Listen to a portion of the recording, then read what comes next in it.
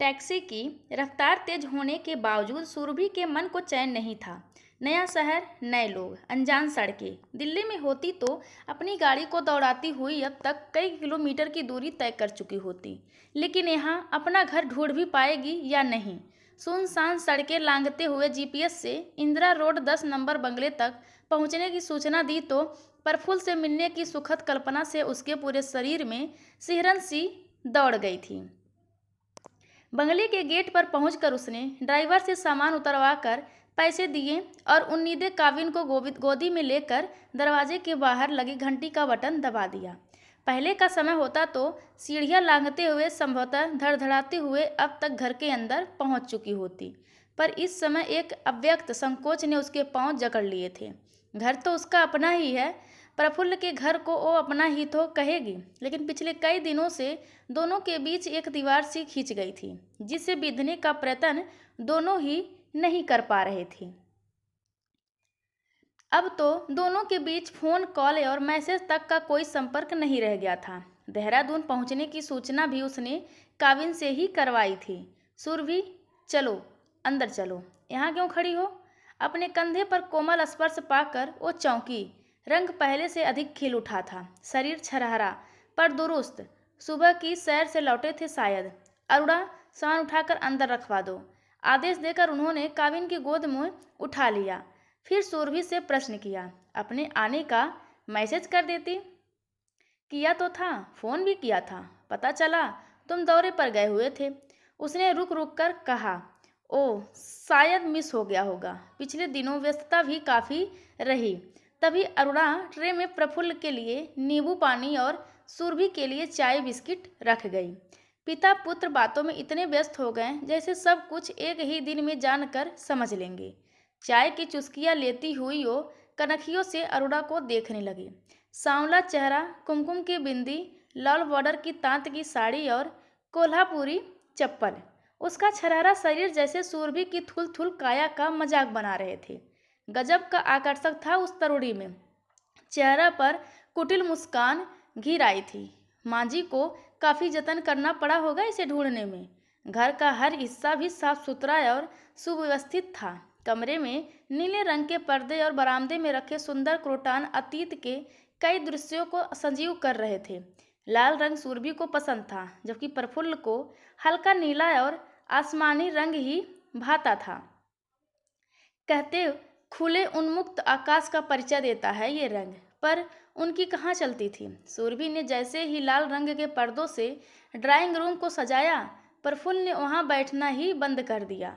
एक दिन ऐसे ही रंग बिरंगे क्रोटान और कॉलियस से कुछ गमले लाकर उन्होंने बरामदे में सजाए। तभी भी सुरभि का पारा 7वें आसमान पर पहुंच गया था।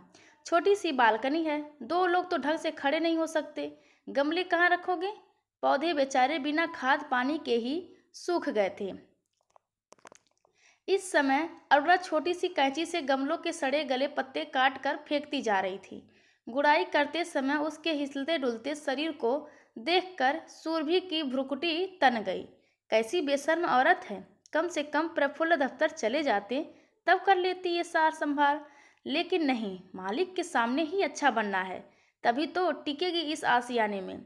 बोर्डिंग लॉजिंग फ्री, ऐसे ही हाव भाव दिखाकर ही तो ये औरतें मर्दों को रिझाती हैं। वो धीरे से बुड़बुड़ाई, फिर प्रफुल्ल से मुखाबित हुई। माली देखभाल नहीं करता क्या पौधों की?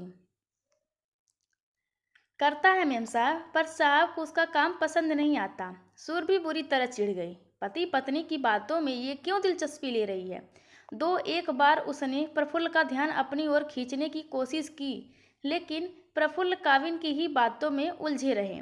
कहीं उसका यूं अचानक आना उन्हें बुरा तो नहीं लगा? मन में संदेह का बीज अंकुरित हो उठा। 9 बजने को आए, प्रफुल्ल के दफ्तर जाने का समय हो गया था। सुरभि चौके में नाश्ता बनाने के लिए उठने लगी तो प्रफुल्ल ने सबल रोक लिया था। जब से बीमार हुआ हूँ, गरिष्ठ भोजन नहीं पचता। माँ अरुणा को सब समझा कर गई है। तुम आराम से बैठो। ब्याह के बाद कुछ ही दिनों में पति पत्नी के बीच संबंधों की खाई सुरभि के जिद्दी और अक्खड़ स्वभाव के कारण ही तो गहराती गई थी। हर समय सहेलियों की आवाजाही, किट्टी पार्टियाँ, फेसबुक, इंस्टाग्राम और सोशल मीडिया में उलझी फैशन परस्त सुरभि को ना घर गृहस्थी के किसी काम में रुचि थी, ना ही परिवार के सदस्यों से कोई लगाव। संबंधों की गरिमा तो मर्यादा के अंश सहेजने से ही बनी रहती है। इस सच को उसने कभी जानने और समझने की कोशिश ही नहीं की। औरत तो परिवार की केंद्र भी है और परिधि भी। उसी से परिवार चलता है, खुशहाली बनी रहती है। प्रफुल्ल समझाते, लेकिन सुरभि के ऊपर से सब कुछ चिकने घड़े पर पड़े पानी सा उतर जाता। प्रफुल्ल की माँ सोचती, माँ बनने के बाद सुरभि खुद ब खुद घर गृहस्थी में रम जाएगी, लेकिन वहाँ भी निराशा ही हाथ लगी। नन्हे काविन के मुंह में जब आया निवाला डालती तो प्रफुल्ल क्षुब्ध हो उठते। बूढ़ी माँ को जब घर का काम करते देखते तो मन रुदन कर उठता। एक बोझ की मानिंद सारे काम निपटाते रहते, लेकिन अपनी पत्नी से वो कभी भी लोहा नहीं ले पाते थे। मन की गहराइयों में जब भी उथल पुथल मस्ती, लगता ज्वालामुखी फट पड़ेगा, लावा निकलने लगेगा। मन प्राण जख्मी होकर छटपटाने जरूर लगते थे, पर मुंह से बोल नहीं फूटते थे। प्रफुल्ल शायद समझ गए थे कि कुछ भी कहकर अपमानित होने से अच्छा है चुप ही रहा जाए। उन्हीं दिनों उनका ट्रांसफ़र देहरादून हो गया। प्रफुल्ल यहाँ आना नहीं चाहते थे, इसीलिए नहीं कि उन्हें दिल्ली से अवशेष विशेष लगाव था, बल्कि इसलिए कि वो जानते थे कि सुरभि कभी भी उनके साथ चलने के लिए तैयार नहीं होगी। ऐसे में अम्मा और काबिन को अकेले छोड़ भी नहीं सकते थे। अकेले ही जाने का निश्चय उन्होंने जब अपनी माँ को सुनाया तो उनके धैर्य का बांध ढहने लगा था। प्रफुल्ल को अकेले कैसे चले जाने देती। एक बार उन्होंने सुरभि को समझाने की पुनः कोशिश की कि पति पत्नी को एक ही देहरी में रहना होता है, जन्म जन्म का साथ होता है दोनों का। पर सुरभि ने माँ की बात को समझने के बजाय समझाना उचित समझा था। कुल 3 बरस की ही तो बात है, पलक झपकते ही गुजर जाएंगे। अब तो कविन भी स्कूल जाने लगा है। अच्छे स्कूलों में दाखिले आसानी से मिलते कहाँ हैं। एक बार पूरा तामझाम समेटो, फिर वापस आओ। मुझसे नहीं होगा ये सब। मेम साहब, दोपहर में क्या बनाऊं? अरोड़ा के प्रश्न पर सुरभि अतीत की खो से निकल कर वर्तमान में लौट आई थी। साहब क्या खाते हैं लंच में? आज तो साहब बाहर गए हैं, इसीलिए डब्बा साथ में ही दे दिया था। वैसे तो घर में ही खाते हैं। सुरभि उसकी मासूमियत पर चिढ़ गई। सोच के बगलों के बीच उसने खुद को भी धिक्कारा। अपने पति की पसंद नापसंद भी उसे इस गंवार से पूछनी पड़ रही है। अपना हक उसे छीनता हुआ सा प्रतीत हुआ। फिर भी अरोड़ा को आलू टमाटर की सब्जी बनाने को कहकर वो अपने बेडरूम में आकर लेट गई। थकान से पलकें बोझिल थी, पर नींद कोसों दूर थी। अरोड़ा मटल छिल रही थी। काबिन उसकी पीठ पर झूल रहा था।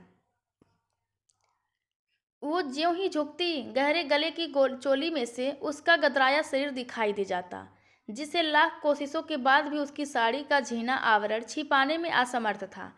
बरसों पुरानी अंकुर पिक्चर की दलित जाति की सबाना और जमींदार अनंतनाग का अवैध संबंध अचानक सजीव हो उठा था।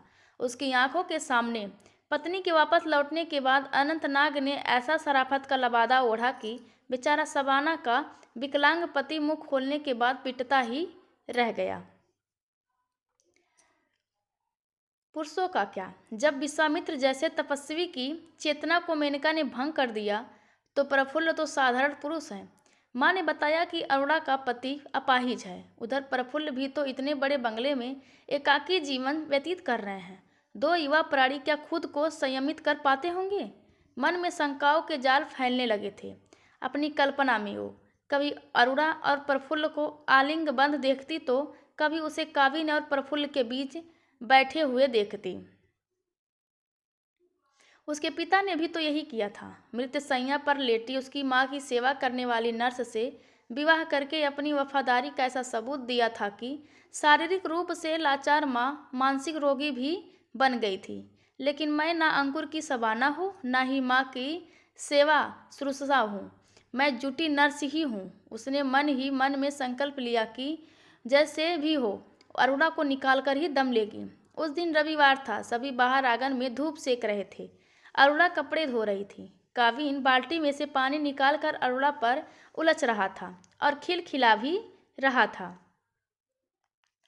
प्रफुल्ल चुपचाप बैठे इस दृश्य का आनंद लेते हुए बोले, कुछ ही दिनों में अरुणा ने काविन को अपने बस में कर लिया है। हाँ, बच्चों के साथ बड़ों को भी अपने वश में करने की अद्भुत क्षमता है इसमें। प्रफुल्ल तलखी भरे स्वर में छिपे पत्नी के व्यंग को भली प्रकार समझ गए थे। क्रोधावेश में उसने रस्सी पर फैलाती हुई प्रफुल्ल की कमीज वरुणा के हाथों से छीनकर हैंगर पर टांग दिया। क्या बिगाड़ा है इस गरीब ने तुम्हारा? क्यों अपमानित करने पर तुली हो उसे? अब मैं यहाँ आ गई हूँ तो अरुणा की क्या जरूरत है? गरीब लाचार औरत है, आदमी हैंडीकैप, कुछ कमाता नहीं है, 3 बच्चे हैं। जो भी निर्णय लो सोच समझ कर ही लेना। दुनिया भर के गरीबों का जिम्मा हमने तो नहीं ले रखा है ना। बुदबुदाती हुई पैर पटकती सुरभि घर के अंदर चली गई। अरुणा की स्वामी भक्ति को सुरभि ने दैहिक संबंधों पर लाकर पटक दिया था। संदेह के बीज ने जैसे उसके सोचने समझने की शक्ति को ही समाप्त कर दिया था। यहाँ तक कि एक दिन उसने चोरी का इल्जाम लगाकर उसे जेल के कटघरे तक पहुंचा दिया। झूठे अहम और संदेह के पलीते से भरा यह रिश्ता ऐसा विस्फोट था जिसने पति पत्नी के भावनात्मक संबंधों को ही हिलाकर रख दिया था। प्रफुल्ल अरुणा की जमानत तो करवा आए, लेकिन उस दिन के बाद उन्होंने उसे काम पर नहीं रखा।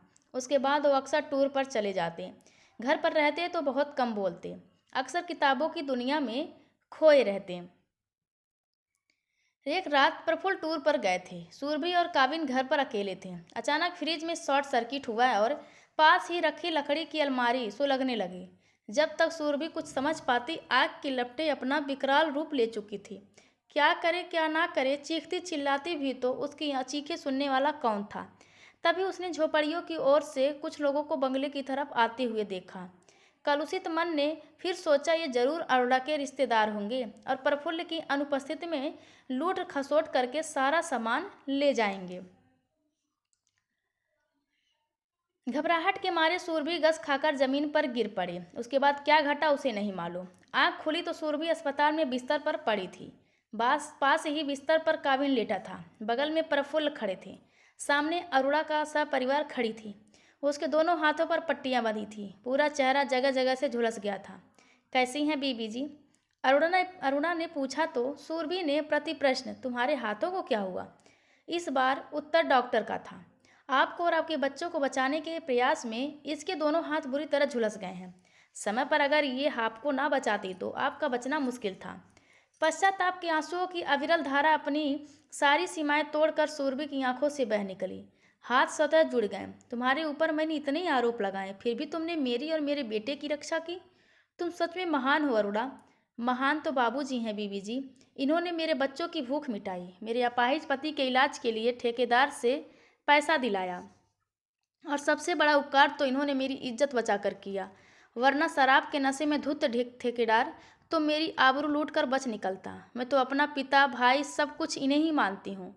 सुरभि की नज़र में अरुणा बहुत ऊपर उठ गई थी। अरुणा की बात ने उसे इस धारणा से मुक्त कर दिया था कि औरत और मर्द के बीच रिश्ता शरीर तक ही सीमित नहीं होता, भावनाओं और संवेदनाओं का भी अपना स्थान है। दोस्तों, यह कहानी आप सभी को कैसी लगी कृपया कमेंट करके ज़रूर बताएं और चैनल को लाइक शेयर और सब्सक्राइब करना बिल्कुल ना भूलें। धन्यवाद आप सबका।